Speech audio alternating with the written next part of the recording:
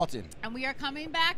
We are live from the Fusion Group booth number 4938 here. It's day 2 of NRF, and we have another wonderful guest joining Chris and myself here in the Omni-channel recording booth. We have Michelle Weiskittle, Albertsons Media Collective's head of media, creative, and operations. Michelle, welcome. Thank you for having me. It's exciting to be here. Of course. So Michelle, let's start off. Tell us about your background, and also I want to know what media, creative, and operations, what does that actually mean? Like, what are you actually in charge of? All the things. All the things that deliver a media product to our customers. My background is in media. Probably right? It is essentially. true. It's like the jack of all trades for media. Yes. All right. So my background's in media. I had the opportunity to really become focused on performance media and programmatic. And as I was doing that, I really thought about the importance of the customer and the measurement around that. Okay. And had the opportunity to go to a retailer, Safeway at the time, which had rich privacy-conscious loyalty data. Still does. You like that? Privacy-conscious? I love that Yes. asterisk. Yes. Yes. And it's really fun because you can really build a total media product from end to end with insights, media solutions, and measurement. Well, the retail media landscape is changing a lot. We've already had some good conversations about that today. What do you feel like needs to be true for a retail media provider to be successful in the industry in 2025?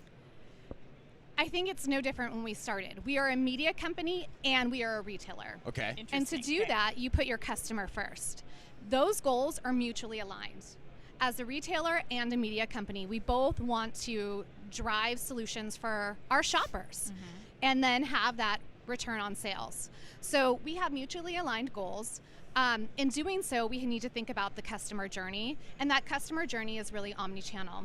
And so much of what we're seeing here at the show is around in-store, but it's also connecting that digital experience. We also plan with our merchant teams and really think about the whole 4 Ps of marketing, going back to school, throwing in that 4 Ps.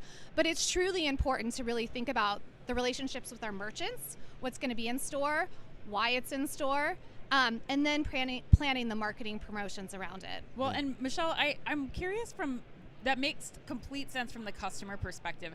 How has that changed your organization? I mean, you started in media. Like, how does the retail organization look different now that you have retail media? Like you said, you're a media company and a retailer. How are you set up internally to support that? That's a great question. I think one of the biggest changes is our reporting structure, and we have the same leader as our merchant team. So we report into Omar. He is our Chief Digital and Merchant Officer. Okay. So both our retail media network and our merchant teams and our enterprise marketing team all report into him to make sure that we have united goals for the company. Great.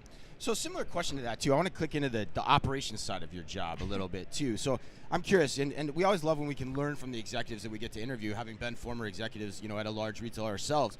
So operationally, how has what you're doing at Albertsons changed, say, over the last 2 or 3 years, or said differently, are you doing things? Are you putting in place new tools and processes that didn't exist before that you can share with our audience? Absolutely. I think right now it's the volume of machine learning and automation oh, really? that we have in place. So we have a really robust roadmap.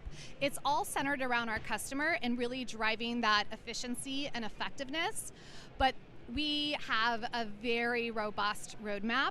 And, you have to understand how you operate first and foremost. So we have very documented workflows, which I know sounds really boring to some, but it excites me. It's kind of how you do the work, though, at the end of the day. So you've had to put in place and document the processes as you've stood this up, right? Correct. And then that allows you to bring in the machine learning. It allows you to then bring in the automation and really have the human oversight to make sure that you're driving that customer value where it makes sense. And where does the machine learning come into play? We talked to somebody yesterday. Does it come into play on the insights? Does it come into play on the activation? Or is it both? Yes and?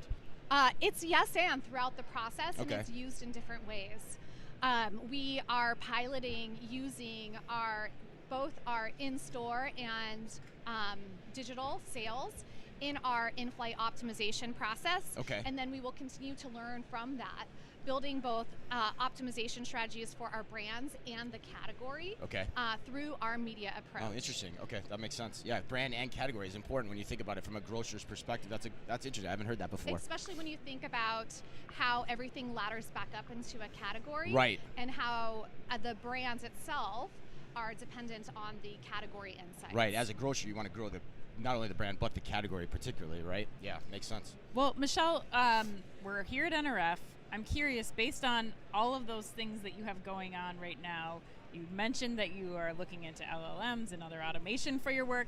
What do you hear? What's on top of your list of places to check out or technologies to explore or content to go to while you're at the show? I'm just excited about this show. One of the things that is the most exciting, it is so retail centric. And I love being in retail. It's really fast paced. So, and the amount of focus on retail media with its own track on Saturday was just amazing to see the evolution of those two coming together. We've had huge executive presence with Omar.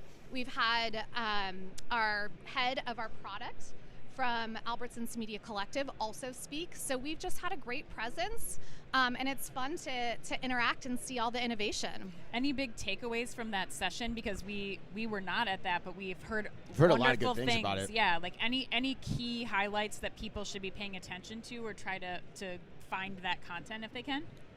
Yeah, I would really suggest listening to Omar's content. I think he brings a very interesting perspective. Yeah. As I mentioned, he is our Chief Digital Officer and Merchant Lead.